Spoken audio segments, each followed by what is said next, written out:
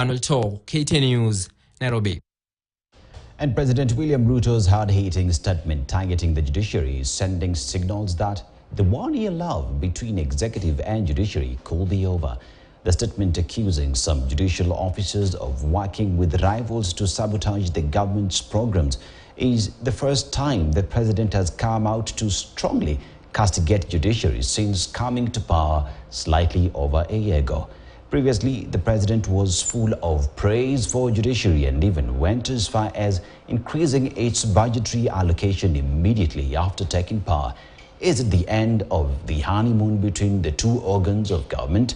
Our political affairs reporter David Muthoka with that report.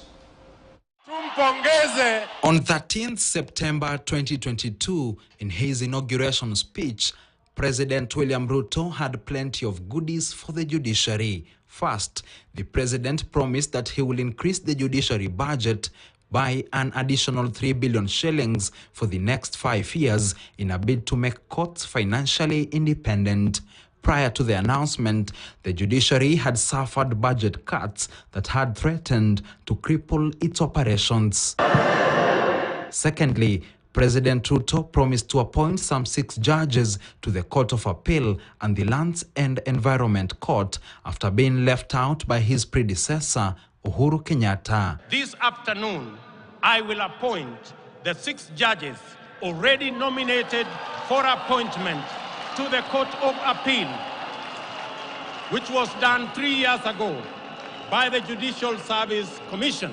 The day that followed, Justices Joel Ngugi, George Odunga, Weldon Korir, and Agri Muchelule were promoted to the Court of Appeal, while Judges Evans Makori and Judith Omange joined the Environment and Land Court. My administration will respect the independence of the judiciary, will respect the independence of all the other institutions in a manner that makes them efficient to deliver on their respective mandates. The two acts signaled the start of a rare rosy relationship between the executive and the judiciary. In the months that followed, that relationship blossomed. President Ruto was seen attending several judiciary functions, including the official launch of the State of Judiciary and Administration of Justice Annual Report on 4th November 2022, as well as this African Chief Justices meeting in April last year. After 15 months of this close relationship, things now seem to be taking a turn for the worse. The president on Tuesday attacked the judiciary, saying that some corrupt judiciary officials were working in cahoots with unnamed individuals to sabotage government programs.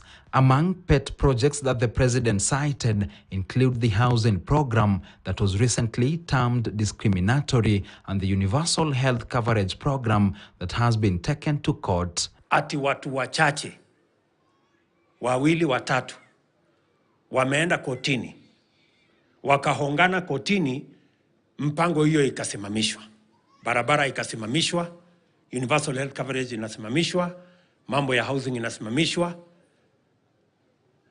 Lazima tuulizane, lazima tuwe na mjadala. The president went ahead to suggest that his government will go on with the implementation of the programs and even instructed government officials involved in their implementation to disregard court orders. Nijenge hiyo barabara ama tungojee hawa watu? Tujenge barabara? Bwana Mbogwa, wewe bwana PS, weka pesa ya hiyo barabara tuanze kujenga.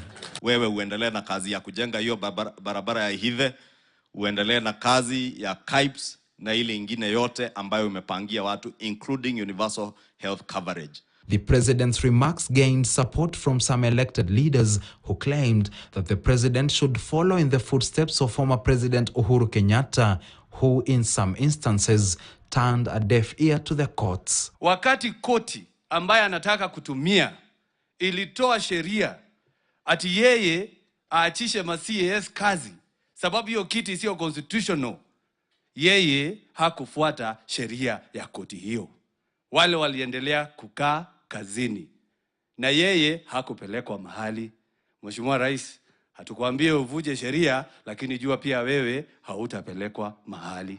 Apparently, the judiciary and the government are now going separate ways, with President William Ruto's sentiments on Tuesday signaling the end of honeymoon for President Ruto and the courts. David Muthoka, KTN News. Thank you, Muthoka, for that report. And news.